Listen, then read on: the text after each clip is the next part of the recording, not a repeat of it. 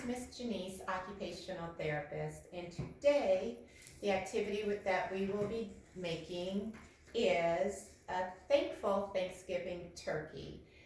We are going to be writing different things that we are thankful for on the feathers, and this activity, since now we're in the month of November, is going to be focusing on fine motor activities, visual motor skills, dexterity. We're going to be doing tracing. We will also be cutting. You can use the ruler as well, like to make the straight lines if we want to still work on ruler skills. So let's get started. This is the turkey that we're making. I also have some fidgets here. If it is important for your student to take breaks, to go ahead and have a few minutes while you're transitioning or cutting something out to help, they can always use different items for fidgets. Even sometimes if they're just sitting and holding something in the hand while they're doing something with another hand, then sometimes that helps with fidgeting. So the supplies that we need are different colors of paper so that we can cut out our feathers. We will need a dark marker and then a marker, pencil, or pen for your student to write with, a glue stick, and 2 different sizes of round tracing items. Again, I just use a Play-Doh top, and I have a coaster here that's a little bit larger. So we need 2 different sizes, one smaller for the head and one larger for the body. And we will also need a pair of scissors to cut things out. So I've pre-cut some things out, but I do want to go over dominance. So how you find out what dominance your student is. Sometimes your hand dominance is different for writing than it is cutting or eating or throwing a baseball. So as a therapist, what we do is we place the item in front of the student in their midline, and whichever hand they pick the tool up with and start, they don't even think about it, it will be automatic, and that's their dominant hand typically. So once you place it in midline, you can go ahead and just use any type of brown. This is a sack, a brown sack. I didn't have brown construction paper, so I just used a paper bag. And so again, have them pick up the scissors in whichever hand. Once they trace, then go ahead and cut out the item, the circle. And if they can cut out as much as they can, that's great. If you need to pre-cut circles for them, go right ahead. But have them at least attempt if they're not able to. And I always just have a spare or help them out beforehand, just because they can still accomplish the activity.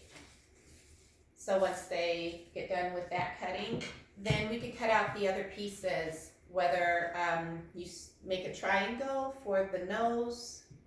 We have this, it's not a gizzard. I used to know what it was. Every year I figure it out, I look it up, but maybe that's extra credit, finding out what this little gobble thing is. It's gonna bug me, but I do know what it is. I just can't think of it. Cutting out the feet, which will look like, if you turn it upside down, it kind of looks like a martini glass as far as the legs. And then you cut out small triangles to get the open space at the bottom. So I don't want you to get confused about how to make this. This is an upside down martini glass, but then you cut out the little triangles in the feet. So 2 of those, as well as 2 circles for the white of the eyes. And you can trace over the marker. That's a small circle, or just freehand it. And then the blacks in the eyes as well. So now that we have that, what we're going to do is start cutting out the pieces for the feathers. So I've already pre-cut them, and again, don't stress about how far or how perfect they are. No feathers are the same anyway. So once you cut out about 9 or 10, I've used 9, but as long as you have over 5, you can ask your student, what are you thankful for? They might say mom, they might say dad. If they have a pet, they might say a house, they might say outside. If you have a pool, they may be thankful for that. So we want to put whatever the student is thankful for on the different feathers. Have them write it if possible. If not, you can help. So once those are cut out and the words are on there, we will go ahead and put it together.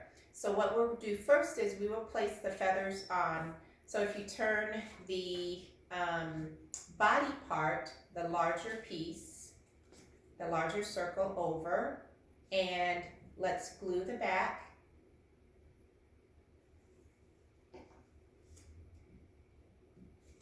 And we will go ahead and start piecing. I'm thankful for friends. I'm also thankful for Halloween. I do like Halloween. I'm thankful for my health. I'm thankful for my family. I'm also thankful for Thanksgiving. I'm thankful for my dog.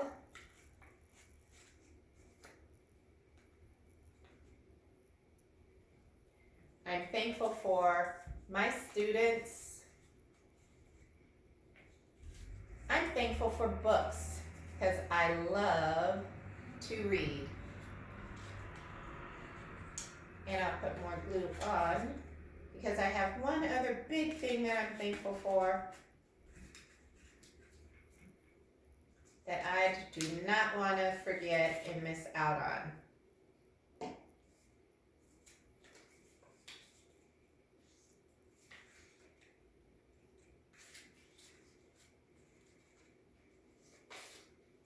I am thankful for teachers.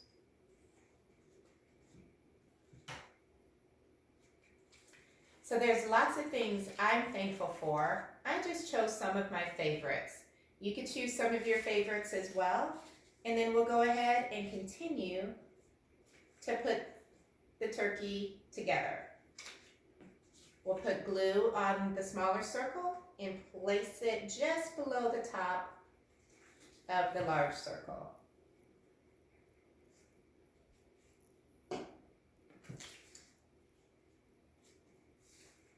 Once that's on, we can go ahead and put the white of the eyes on.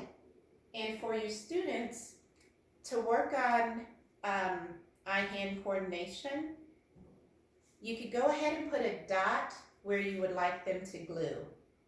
So even if you put another dot because the nose will be going next, or lines.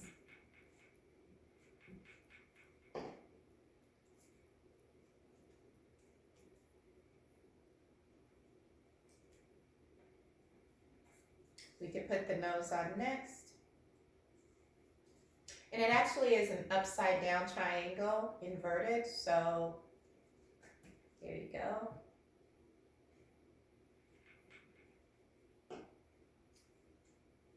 And then the black in the eye.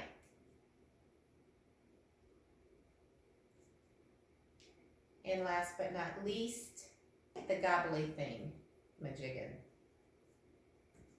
as far as the face.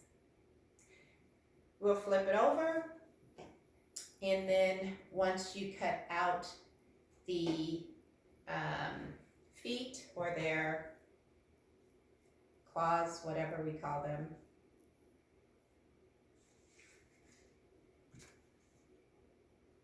And we're done. As usual, go ahead and take a picture, send it to me at j.haywood@guidinglifekid.com, and I want to see what you're thankful for. Have a great day.